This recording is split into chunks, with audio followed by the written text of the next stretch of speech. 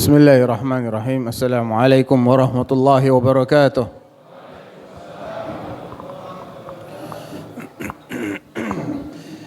Innal hamdalillah nahmaduhu wa nasta'inuhu wa nastaghfiruh wa na'udzu billahi min shururi anfusina wa sayyiati a'malina. Man yahdihillahu fala mudilla lahu wa man yudlil fala hadiya lahu. Asyhadu an la ilaha illallah wahdahu la syarika lahu وأشهد أن محمدًا عبده ورسوله وصفيه وخليله وخيرته من خلقه فصلوات الله وسلامه عليه وعلى آله ومن سار على نهجه إلى يوم الدين أما بعد أيها الإخوة بارك الله فيكم. Alhamdulillah, tak henti-hentinya Allah mencurahkan nikmat kepada kita yang pada malam hari ini. Salah satu dari nikmat itu adalah dengan memberi kita kesempatan untuk taqarrub kepada Allah, mendekatkan diri kepada Allah dengan menghadiri majelis ilmu yang pahalanya sebagaimana diriwayatkan oleh Abu Hurairah, diriwayatkan oleh Imam Muslim dari sahabat Abu Hurairah radhiyallahu taala anhu, man salaka tariqan yaltamisu fihi ilma sahhalallahu lahu bihi tariqan ilal jannah wa majtama'a qaumun fi baitin min buyutillah yatluna kitaballah wa yatadarasunahu bainahum illa nazalat alaihimus sakinah wa ghashiyatuhumur rahmah wa haffathumul malaikah wa dzakarahumullahu fi man indah. Al-hadits. Dalam hadis ini Nabi sallallahu alaihi wasallam menjelaskan tentang salah satu manfaat besar yang akan didapat oleh mereka yang hadir di majelis ilmu. Masya Allah, malam ini cukup banyak. Saya tadi tidak mengira ada sebanyak orang sebanyak ini di tempat yang cukup terpencil di tengah guyuran hujan lebat, yang tadi pesawatnya hampir gagal mendarat juga. Ternyata ada sebanyak ini di masjid yang ya sempat kita membayangkan apa ada manusia di sini gitu ya. Tapi subhanallah ternyata banyak sekali yang hadir. Nah, ana berharap kepada Allah Subhanahu wa taala bahwa kehadiran kita di sini adalah dalam rangka sulukut tariq liltimasil ilm, menempuh suatu perjalanan dalam rangka mencari ilmu yang Allah memberikan kita balasannya dengan mempermudah jalan kita menuju jannah. Oleh karena itu ayyuhal ikhwah, majelis ilmu ini adalah majelis yang mulia. Wallahi, ini majelis lebih mulia daripada majelis-majelis yang dihadiri oleh para petinggi, para pemimpin negara sekalipun. Karena di majelis seperti inilah Allah curahkan rahmat. Majtama'a qaumun fi baitin min buyutillah yatluna kitaballahi wa yatadarasunahu bainahum illa nazalat alaihim as-sakinah. Allah turunkan perasaan as-sakinah, tenang. Ya. Bahkan saking tenangnya banyak yang ngantuk kadang-kadang. Wa ghasyiyatuhumur rahmah. Dan mereka dinaungi oleh rahmat Allah Subhanahu wa taala. Wa ma ahwajana ila rahmatillah. Dan alangkah kita ini sangat berhajat kepada rahmat Allah Subhanahu wa taala. Karena tanpa rahmat Allah ayyuhal ikhwah wal akhawat, barakallahu fiikum, tidak ada satupun dari kita ini yang layak untuk masuk jannah. Tanpa rahmat Allah tidak ada yang layak masuk jannah. Bahkan Rasulullah sallallahu alaihi wasallam sekalipun, beliau pernah bersabda, innahu la yadkhulu ahadukumul jannata bi'amalih. Ketahuilah bahwasanya tidak ada satupun dari kalian yang masuk jannah semata-mata berkat amalnya. Qalu wala anta ya Rasulullah, termasuk engkau ya Rasulullah tidak masuk jannah gara-gara amalmu? Qalu wala ana, saya pun demikian.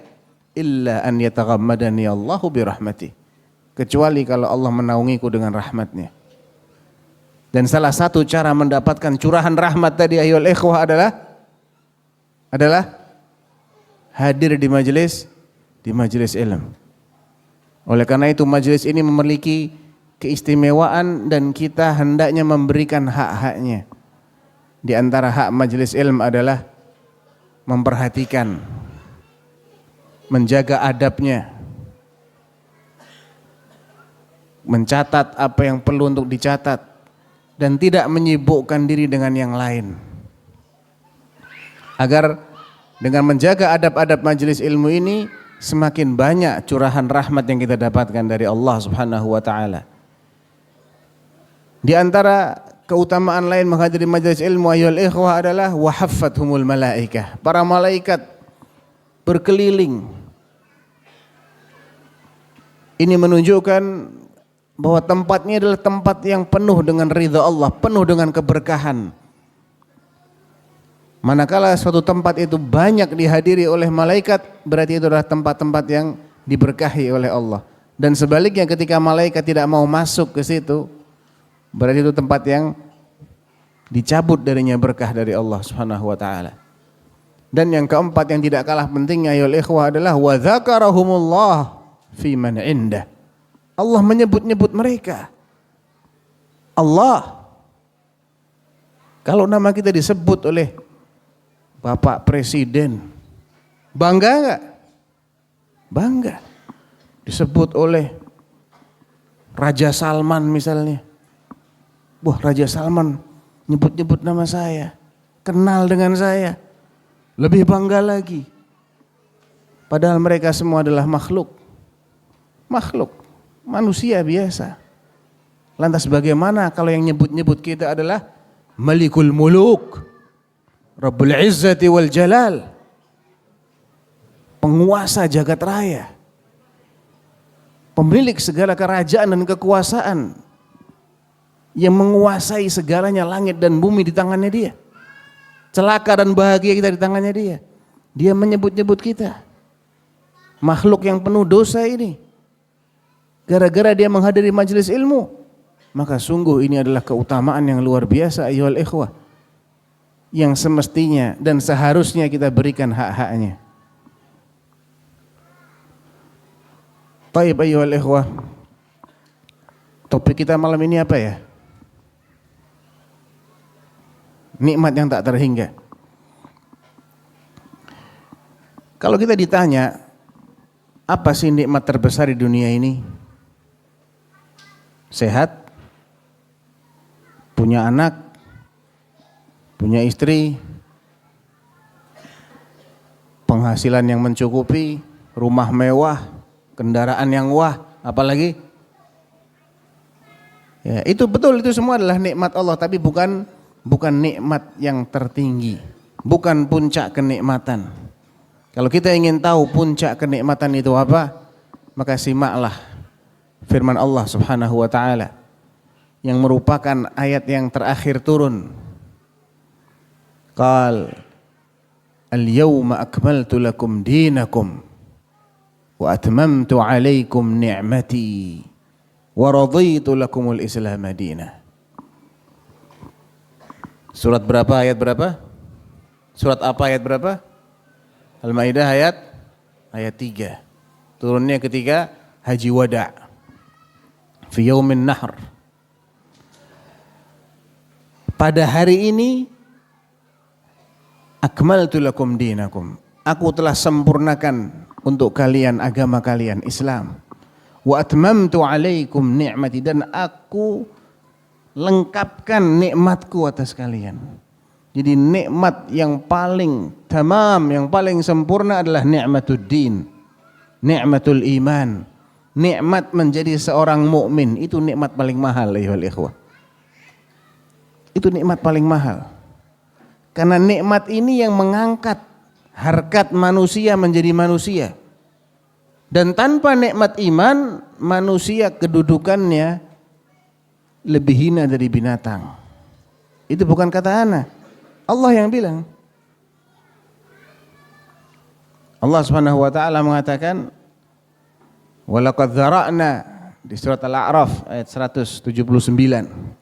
Walaqad dzara'na li jahannama katsiran minal jinni wal ins.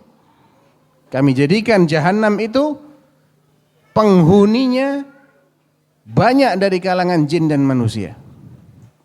Kenapa ya Allah Engkau jadikan kebanyakan jin dan manusia ini menjadi penghuni jahanam? Lahum qulubun la ya'qiluna biha. Mereka diberi qulub, hati tapi enggak dipakai untuk memikirkan. Walahum a'yunun la yubsiruna biha. Mereka diberi mata tapi enggak dipakai untuk melihat. Walahum adhanun la yasma'una biha. Dan mereka diberi telinga tapi enggak dipakai untuk mendengar dan menyimak. Ulaika kal an'am. Mereka itu sejatinya seperti binatang ternak, kambing, sapi, unta. Balhum adal, bahkan mereka lebih sesat daripada kambing, daripada sapi, daripada unta. Itu kata Allah. Kenapa? Karena kalau cuman punya otak, cuman punya organ yang namanya otak, cuman punya organ yang namanya mata, punya organ yang namanya telinga. Kambing punya enggak? Kambing punya otak enggak? Punya telinga, punya mata. Sapi, unta, punya. Terus bedanya apa sama manusia?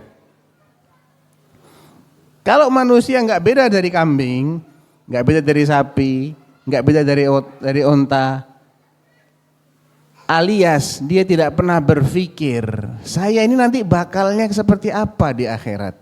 Saya kalau mati ini bagaimana nasib saya? Yang saya makan ini halal apa haram? Yang saya lakukan ini boleh apa enggak boleh? Kalau enggak ada manusia memikirkan itu, pokoknya asal makan. Dia enggak pedulikan halal haram, enggak pedulikan nasib dia di akhirat. Terus bedanya sama kambing, sama sapi, sama unta di mana? Kan enggak beda. Kalau Al-Quran ini tidak pernah direnungi oleh orang yang diberi akal oleh Allah, oleh makhluk yang diberi akal, matanya enggak pernah dipakai untuk melihat kebenaran, tanda-tanda kebesaran Allah, telinganya enggak pernah dipakai untuk mendengarkan bukti-bukti kebesaran Allah, enggak pernah mendengarkan perintah Allah, apa yang diperintahkan, apa yang dilarang. Terus bedanya apa sama kambing? Bedanya apa sama sapi? Pernah sapi mikir ini makanan halal apa haram ya? Ada sapi mikir begitu? Tidak ada. Ada sapi mikir kayak saya kalau mati masuk surga apa masuk neraka ya? Enggak ada. Sehingga kalau manusia enggak pernah berpikir seperti itu, dia lebih sesat dari sapi. Bukan sama dengan sapi, enggak, lebih sesat dari sapi. Balhum adal, karena sapi enggak dikasih akal, manusia dikasih akal. Kalau sama-sama enggak berakal, berarti sama. Tapi yang ini dikasih potensi sama Allah. Dikasih alat, dikasih perangkat, enggak dipakai sama dia. Makanya di ayat yang lain, ahlun nar itu ketika mereka sudah masuk neraka, mereka mengakui penyebab mereka masuk neraka. Wa qalu law kunna nasma'u au na'qilu ma kunna fi ashabis sa'ir. Mereka mengatakan seandainya, sudah lewat waktunya. Ya, sudah lewat seandainya. Mereka hanya bisa berandai-andai. Seandainya dahulu kami itu mau mendengarkan peringatan-peringatan itu dan kami memikirkan, kami enggak akan jadi penduduk neraka. Jadi nikmah yang paling besar ayyuhal ikhwah wal akhawat, barakallahu fikum, adalah nikmatul iman. Kita dijadikan oleh Allah sebagai orang yang beriman di tengah banyaknya orang-orang yang tidak beriman kepada Allah. Dan mahalnya nikmatul iman ini akan semakin jelas di hari kiamat. Di akhirat nanti akan jelas banget betapa mahalnya nikmat iman ini. Dalam surah Al-Maidah ayat 36 dan 37. Ayatnya kalau enggak salah 3637 atau 3536, nanti bisa dicek ya. Allah berfirman, innalladzina kafaru. Innalladzina madza? Innalladzina kafaru. Siapa yang dibahas di sini oleh Allah? Orang kafir ya. Sesungguhnya orang-orang yang kafir itu, kata Allah, lau anna lahum ma fil ardi jami'a. Seandainya mereka itu diberi kekayaan semua yang ada di bumi. Ma fil ardi jami'a. Antum bayangkan orang dengan kekayaan bumi seluruhnya dia punya. Ada orang sekaya itu hari ini? Tidak ada. Orang terkaya di dunia siapa? Siapa orang terkaya di dunia? Elon Musk. Apakah dia memiliki Amerika semuanya? Tidak. Satu kota di Amerika dia punya? Tidak juga. Bayangkan ada orang dengan kekayaan seluruh yang ada di bumi dia punya. Wa mithlahu ma'ahu. Dan yang seperti itu lagi, 2 kali bumi dan seisinya. Liyaftadu bihi min adzabi yaumil qiyamati ma tuqubbil. Liyaftadu bihi min adzabi yauma idzin ma tuqubbila minhum.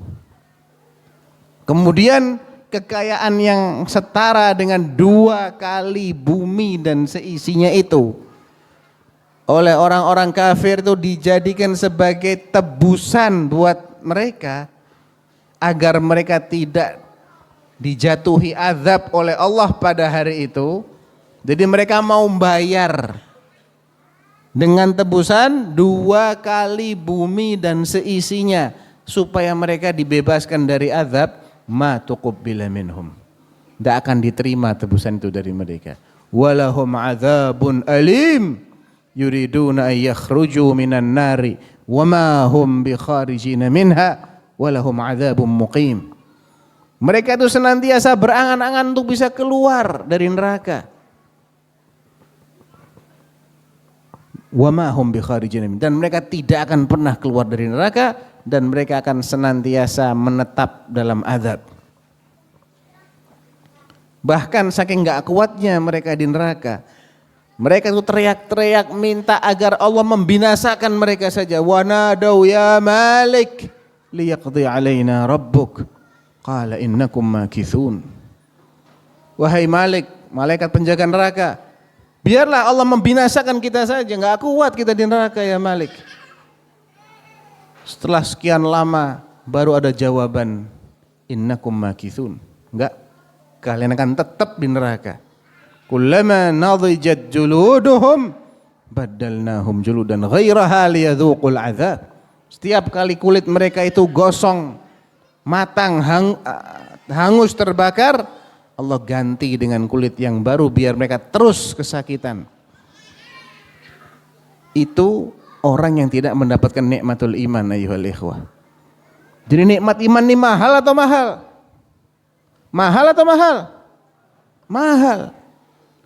Dia nggak bisa kita gadaikan dengan apapun. Alangkah bodohnya orang yang menjual imannya hanya dengan apapun lah bayarannya. Murah itu nggak ada artinya itu. Mau dibayar dengan apapun iman kita ini tetap mahalan iman kita, ayyuhal ikhwah. Jadi kalau ada hari ini orang yang menjual imannya untuk dunia, itu sebodoh-bodoh manusia. Sebodoh-bodoh manusia itu. Dia tidak ngerti harganya iman ini. Padahal Allah sudah mengatakan, al-yawma akmaltu lakum dinakum wa atmamtu alaikum ni'mati wa raditu lakumul islam dina. Ibnu Katsir rahimahullah menafsirkan ayat ini dengan mengatakan, hadhihi akbaru ni'amillah. Ini adalah sebesar-besar nikmat Allah Azza wa Jalla ala hadhil ummah, bagi umat ini. Haitsu akmala ta'ala lahum dinahum, yaitu ketika Allah menyempurnakan din ini untuk mereka. Islam ini disempurnakan oleh Allah, lengkap sudah. Sejak hari itu Islam sudah lengkap. Fala yahtajuna ila dini ghairihi. Mereka enggak butuh lagi kepada agama yang lain. Enggak ada agama lebih baik daripada Islam. Agama yang dipilihkan oleh Allah. Ya. Wala ila nabiyyin ghairi nabiyyin. Mereka juga tidak dijadikan membutuhkan nabi lain selain nabi kita Muhammad sallallahu alaihi wasallam. Dipilihkan agama yang terbaik dan diutus nabi yang terbaik dan diturunkan kitab suci yang terbaik. Kurang apa Allah sama kita ayyuhal ikhwah? Kurang apa Allah sama kita? Walihada ja'alahu Allahu khatamal anbiya wa ba'athahu ilal insi wal jin. Oleh karena itu Allah menjadikan Muhammad sallallahu alaihi wasallam sebagai penutup para nabi yang diutus bukan hanya kepada manusia, jin juga. Nabi yang diutus kepada jin dan manusia. Dan manusia bukan kepada bangsa tertentu, tapi seluruh umat manusia. Allah berfirman, "Wa ma arsalnaka illa kaffatan linnas." Kami tidak mengutusmu kecuali untuk seluruh manusia. Qul ya ayyuhan nas inni rasulullahi ilaikum jami'a. Dalam ayat yang lain, wahai sekalian manusia, aku adalah utusan Allah untuk kalian semuanya. Selagi dia namanya manusia, bukan kera, maka dia adalah umat dakwahnya Rasulullah.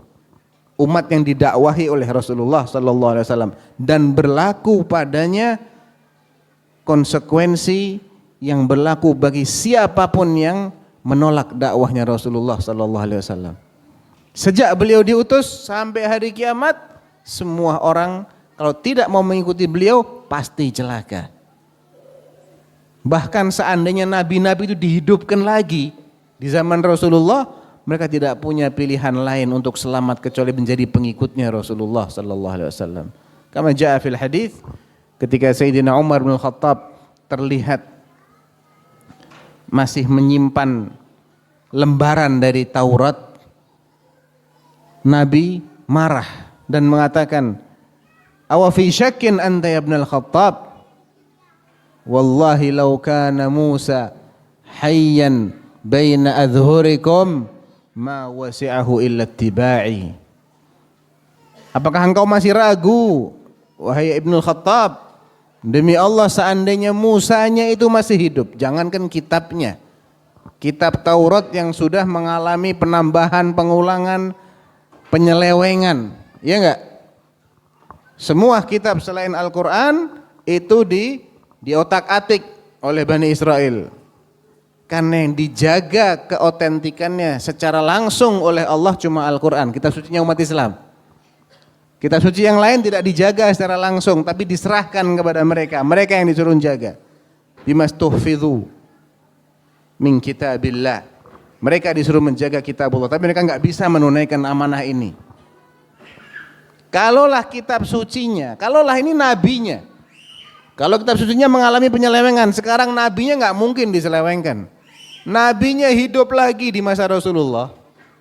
Ma wasi'ahu illa ittiba'i. Dia nggak punya pilihan lain untuk selamat kecuali dia jadi pengikutku, kata Rasulullah SAW. Jadi nikmat Allah yang luar biasa ayyuhal ikhwah, ketika mengutus kepada kita manusia terbaik, Rasul terbaik, penutup para nabi dan Rasul. Kemudian Ibnu Katsir mengatakan, fala halala illa ma ahalla. Maka tidak ada yang halal kecuali yang dinyatakan kehalalannya oleh baginda Rasulullah sallallahu alaihi wasallam, baik dalam Al-Qur'an ataupun dalam sunnah. Wala harama illa ma harramah. Sebagaimana yang haram adalah yang beliau haramkan. Wala din illa ma syara'ah. Dan tidak ada agama yang benar yang diridhoi oleh Allah kecuali agama yang beliau ajarkan. Wa kullu syai'in akhbara bihi fahuwa haqqun wa sidqun la kadhiba fihi wala khulf. Dan apapun yang beliau kabarkan, apapun yang beliau sampaikan, maka itu adalah kebenaran. Tidak ada kedustaan sama sekali. Kama qala ta'ala wa tammat kalimatu rabbika sidqan wa adla, dan sempurnalah kalimat Tuhanmu itu dalam keadaan jujur dan adil. Jujur dalam mengabarkan semua beritanya dan adil dalam menetapkan semua ketetapannya. Semua yang dikabarkan hak, pasti akan terjadi. Dan semua yang diaturkan, yang diperintahkan atau yang dilarang, maka disitulah keadilan yang sesungguhnya. Oleh karena itu ayyuhal ikhwah, Allah mengingatkan kembali tentang nikmat menjadi seorang mukmin ini dalam ayat yang lain. Wa may yuti'illaha war rasul fa ulaika ma'al ladzina an'ama Allahu 'alaihim minan nabiyyin was-siddiqin wasyuhada was-salihin wa hasuna ulaika rafiqa. Barang siapa yang taat kepada Allah dan taat kepada Rasulnya, maka mereka akan bersama dengan orang-orang yang diberi nikmat oleh Allah. Jadi menjadi pengikut orang yang nurut kepada Allah dan Rasulnya itu nikmat luar biasa. Nikmat luar biasa. Makanya itu yang senantiasa kita minta 17 kali setiap hari. Ihdinas sirata al-mustaqim. Lanjut. Siratal ladzina an'amta alaihim. Jalannya orang-orang yang kau beri nikmat. Al-anbiya, was-siddiqin, was-syuhada, was-salihin. Jalannya para nabi, as-siddiqun, as-syuhada, dan orang-orang saleh. Taib ayyuhal ikhwah, sekarang kita sudah tahu bahwa nikmat terbesar adalah nikmatul iman. Terus iman itu apa? Dan bagaimana hakikatnya iman ini? Banyak orang yang tidak paham hakikat iman, sehingga dia menukar iman ini dengan sesuatu yang tidak ada harganya. Mau sebesar apapun nggak ada harganya dibandingkan dengan harganya iman. Ma huwal iman? Al-iman inda ahli sunnah wal jamaah ayyuhal ikhwah qaulun wa amal. Iman terdiri dari dua, qaul, ucapan, wa amal, dan perbuatan. Jadi iman itu bukan cuma kata-kata ya, tapi juga harus ada perbuatan. Kalau cuma kata-kata tidak bisa membuktikan dengan perbuatan, tidak akan diterima oleh Allah. Dalilnya apa? Banyak dalilnya. Salah satunya surat Al-Ankabut. Awal-awal Al-Ankabut ayat pertama. Alif lam mim ahasiban nasu ay yutraku ay yaqulu amanna wa hum la yuftanun. Walaqad fatanna alladhina min qablihim falaya'lamanna Allahu alladhina sadaqu wa laya'lamanna al-kadhibin. Alif lam mim. Apakah orang-orang mengira mereka akan dibiarkan saja setelah mengatakan amanna, kami telah beriman, wa hum la yuftanun, padahal mereka belum diuji? Padahal qad fatanna alladhina min qablihim, semua orang sebelum mereka kami uji. Falaya'lamanna Allahu alladhina sadaqu, agar terbuktilah di depan Allah siapa yang sungguh-sungguh beriman, wa laya'lamanna al-kadhibin, dan terbukti pula siapa yang cuma bohong-bohongan. Jadi enggak ada iman tanpa ujian. Tidak ada iman yang cuma diucapkan dengan lisan namun tidak dibuktikan dengan sikap. Idzan al-iman qaulun wa amalun. Ketika Ahlus Sunnah mengatakan qaulun wa amalun, maka qaul yang dimaksud di sini meliputi dua.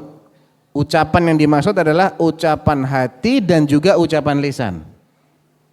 Makanya ada yang membagi menjadi dua, ada yang membagi menjadi tiga dengan mengatakan qaulun wa amalun wa i'tiqadun. Sama saja, muaranya sama.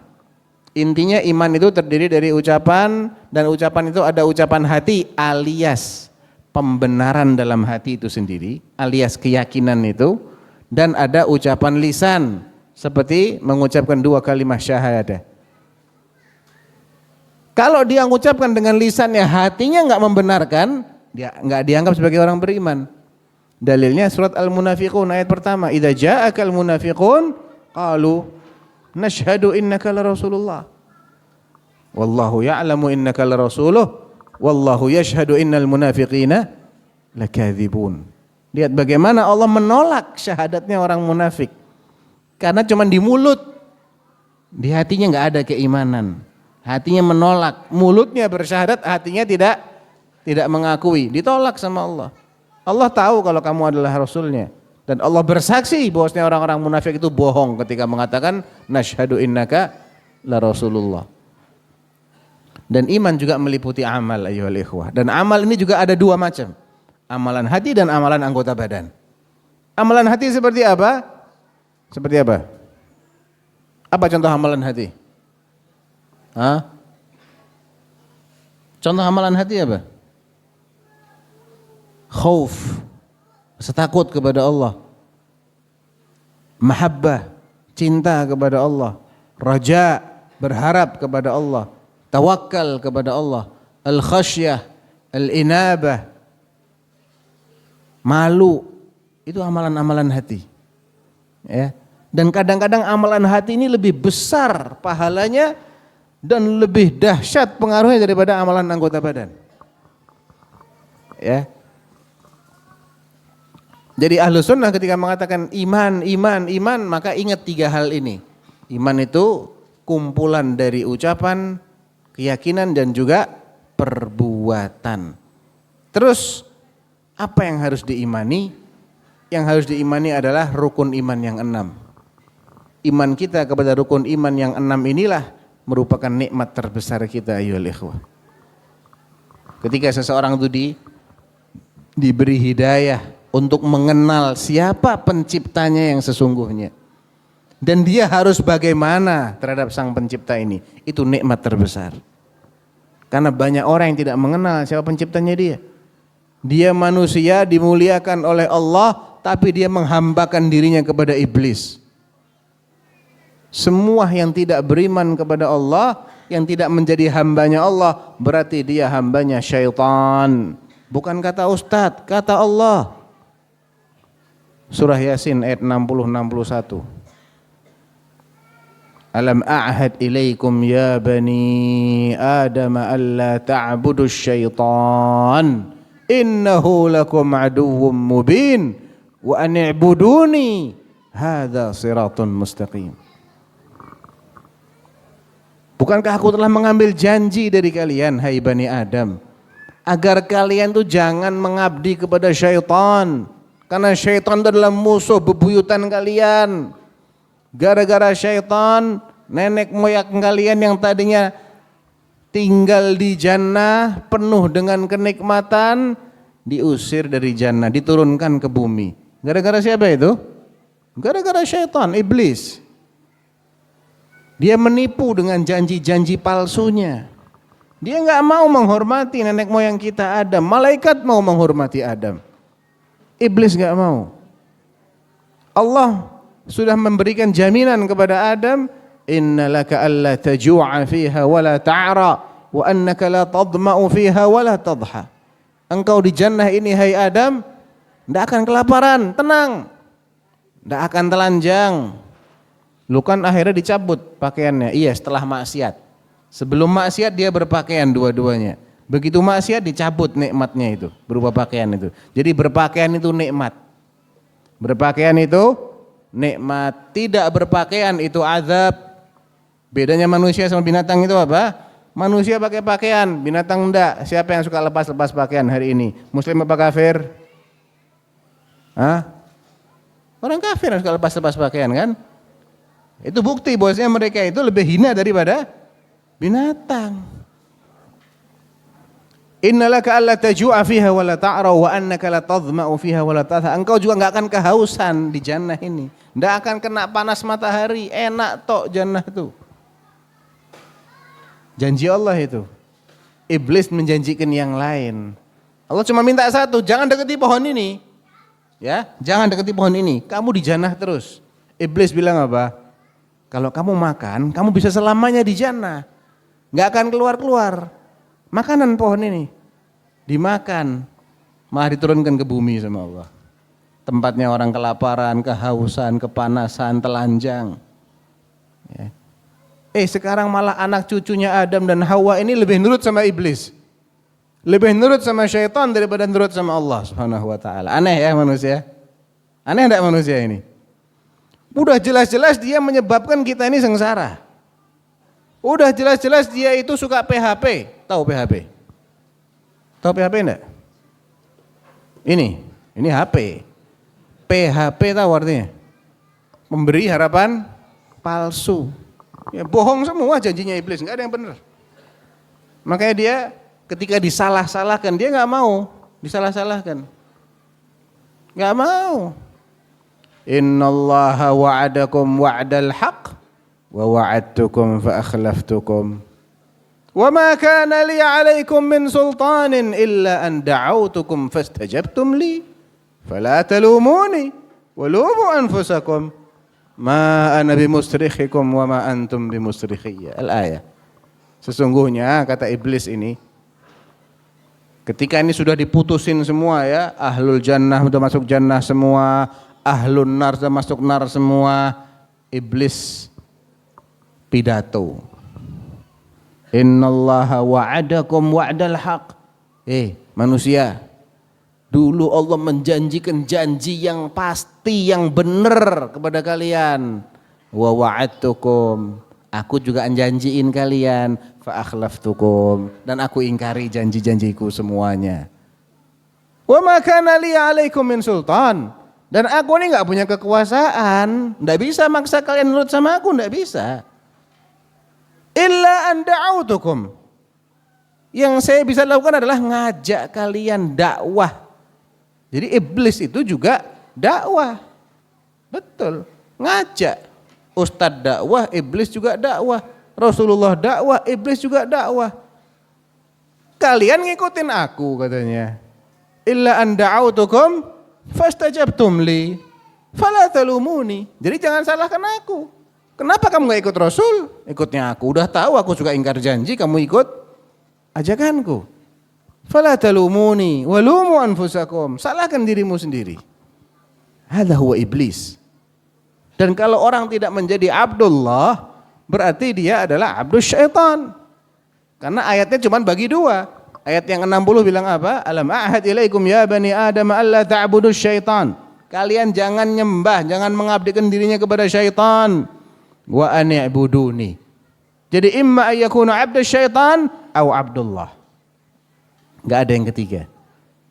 Walaupun dia tidak nyembah setan secara langsung, sejatinya dia kalau tidak nyembah Allah saja, berarti dia ngikutin ajakannya syaitan, dan ngikutin ajakan syaitan sama dengan nyembah syaitan. Wa ani'buduni hadza siratun mustaqim. Makanya Nabi Ibrahim ketika menasehati bapaknya di surah Maryam, beliau bilang apa? Ya abati la ta'budis syaitan. Padahal bapaknya itu penyembah apa? Penyembah patung. Menyembah patung itu menyembah setan. Karena yang ngajak manusia untuk nyembah berhala itu setan. Yang ngajak manusia untuk nyembah selain Allah, setan. Berarti siapapun yang mengabdikan dirinya kepada selain Allah, sejatinya dia adalah penyembah syaitan. Ya abati la ta'budis syaitan, inna syaitana kana lirrahmani asiyya.